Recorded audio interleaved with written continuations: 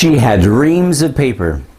There were the market comparisons, the local comparisons, sales, history, local land, national trends, the service her company could provide, and finally, a recommended price to sell her home.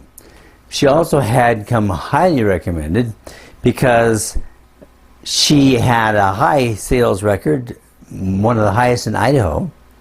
Then came a man who had many resources. He handled and showed calendars and pens and notepads and key holders, and he talked about his success and experience.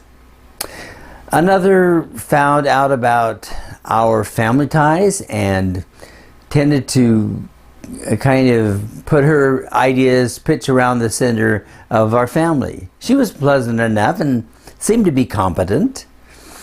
As you may have guessed by now, we were looking for a realtor to help us sell our home.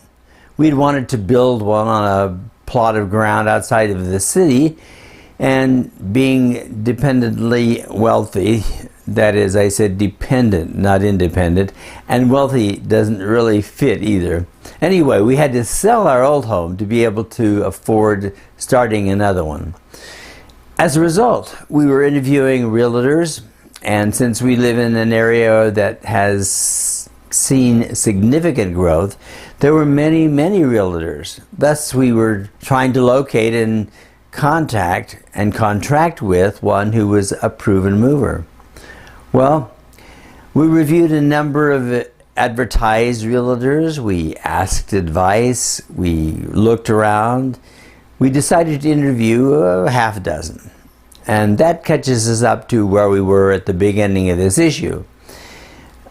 The lady that had all of this information.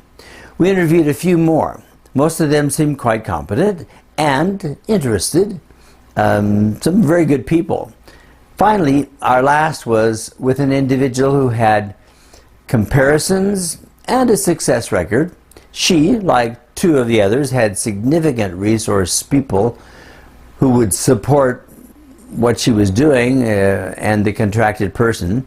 She briefly explained her services and then asked us for our input. She listened. At the end of all of this, we picked one to represent us. Who do you think we picked? Well, most were very friendly, most were pleasant and capable. The resource person with his many giveaways and reminders was not hired. The highly successful realtor, even with the extensive research and success at moving homes, was not selected. And so on. One by one they went down. We did select one. It was the one who listened. That key was her key, really, and that she realized this process was not about her. Although it was important that she take a few brief moments to give us a view of what she could offer and to share salient real estate information, the most important part of the interview was our interest, our needs, and our expectations. Not only was she willing and open to learning, she was willing to use our opinions and our wants. Using what she had found out about us, she was well equipped to make recommendations and to move forward. Now,